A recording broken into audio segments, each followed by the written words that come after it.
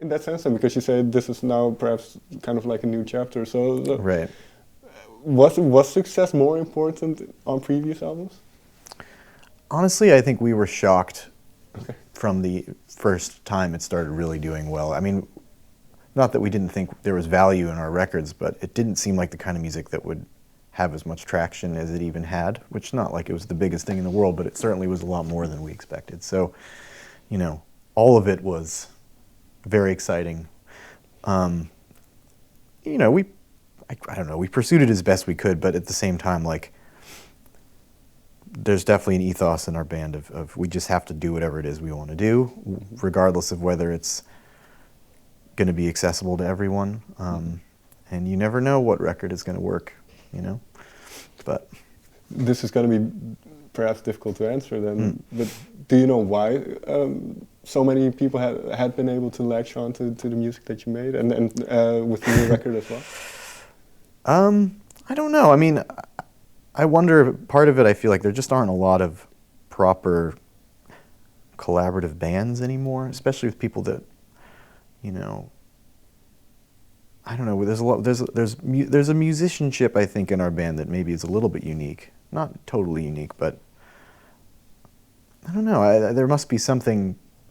I think there's something in it that is slightly lacking in a lot of the pop music landscape now, which I'm hoping gives us a value going forward as well. Even if it's like our way of working and our interests musically are a little outdated and sort of archaic even sometimes, I think.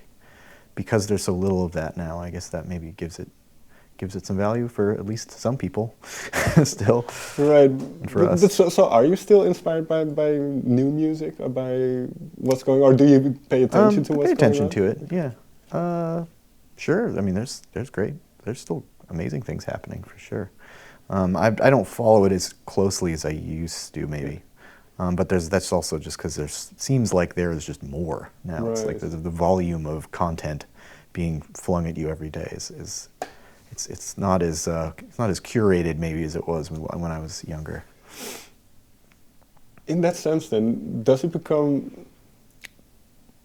I have to phrase this properly. Does it become more difficult to focus on what you are doing because there's so much music out there and not to let you get guided by what is Right. out there? I mean, hypothetically, I think that's true. I tend to live in my own world to a certain degree that I think I've resisted whatever pull that might be. Yeah, I don't know. I think the fact that I've also like chosen to live in more remote places rather than like a lot of my colleagues moved to LA, even the rest of my band moved to LA, which is great. But I could see how being a musician in a major city like Los Angeles or New York or London right now could be kind of exasperating and overwhelming where you're trying to, you know, there's probably more of a desperation to connect with other musicians and with your perceived fan base. But when you're sort of I've been living in New Mexico and I was living way out in the middle of nowhere, like your context for the world completely changes. And I just lost all sense of like, I don't know, listenership or what the music world is doing. Kind of allowed me to just exist in my own headspace and make whatever the hell I'm going to make, you know. So was that by that intent, with that intent in mind, living in these remote places and going Partially, yeah. I mean, and in a general life way too. Okay. Just like I grew up in Los Angeles. I lived in New York for 15 years. 15 years? No, 10 years.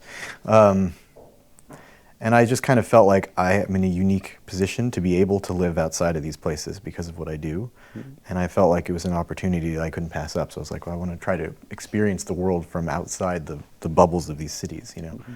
So that's kind of why I've been exploring those places. And it's also really, feels like, yeah, it's rich material for working on music. I mean, you're seeing the world from a very different vantage. Right. So if we go into the album then, because there are a couple of songs where you take lead vocals, a couple where somebody else does. Mm-hmm. So can I assume then that the ones where you do the lead vocals, that you kind of shape the core of that song? Yes, more or less, most of the time. So not entirely, but okay. yeah. So which song on Painted Ruins was kind of the first one that you kind of fleshed out and kind of got its form? Maybe probably the oldest of mine, I guess, is probably Glass Hillside, which is sort of strange, maybe the weirdest song on the whole record.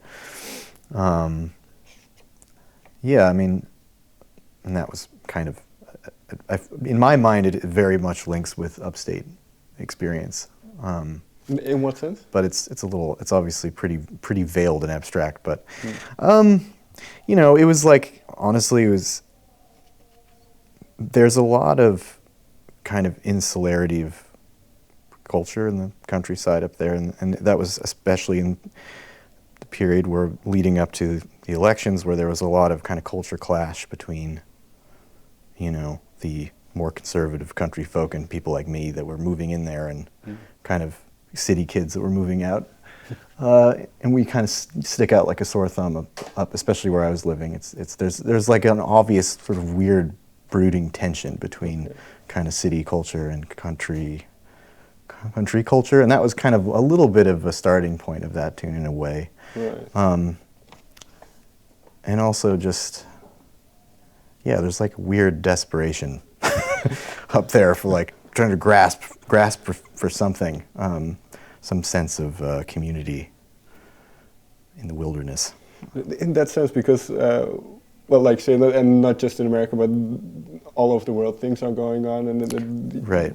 Is it almost inescapable that seeps, even though the record isn't particularly about that? Is it inescapable? This time around, I think it kind of was, and I think that's partially a function of age. I mean, like when we first started making music, it was the tail end of the, Bush era in the States, and there was a lot of fear and tension, and everyone was freaked out. It was the early years of the Iraq War, and it was frightening. But early on, I feel like we had kind of our position was more like our music is an escape from the world rather than engaging with it in any way. I mean, that's kind of what Yellow House felt like. And this one, there was a little more of an attempt to engage on some level with the outside world, even if it was veiled and it was a little bit more impressionistic, like our music kind of always is.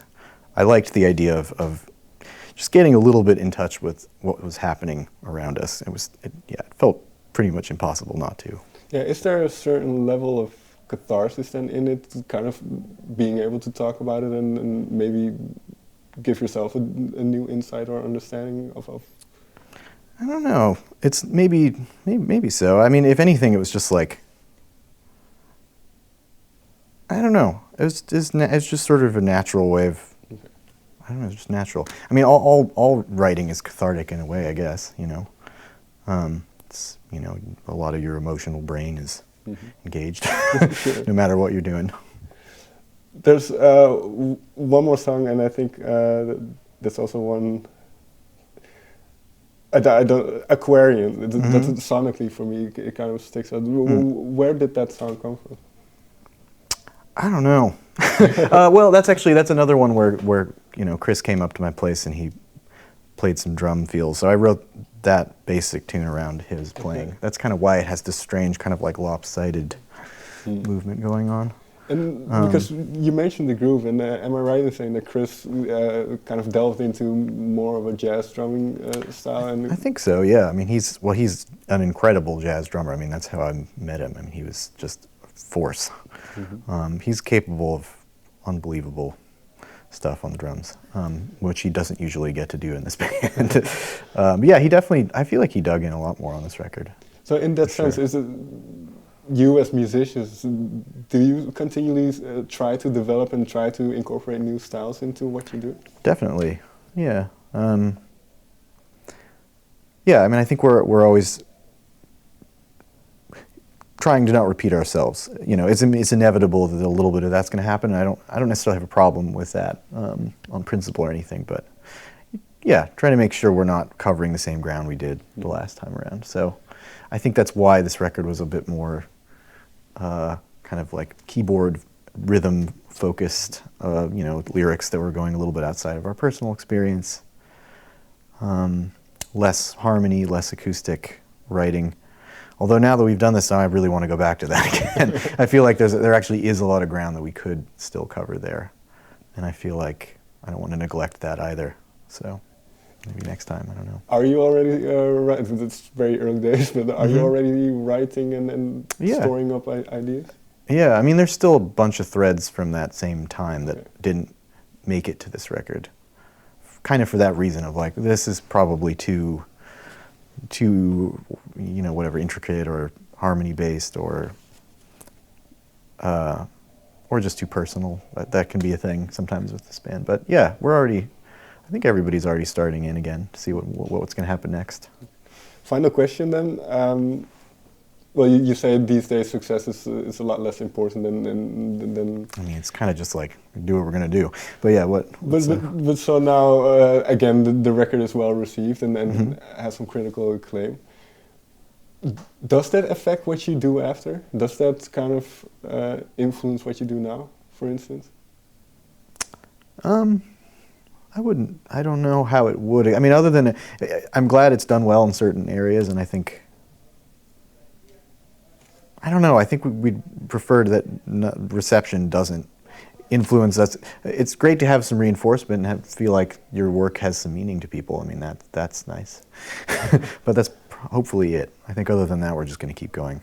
And I don't know. I'm also kind of a contrarian, so if I feel like people are reacting to one thing, I'm liable to just go in the opposite direction anyway and do the opposite thing. So, yeah, we'll see. All right. Thank you very much for your time. Thank you. Thanks.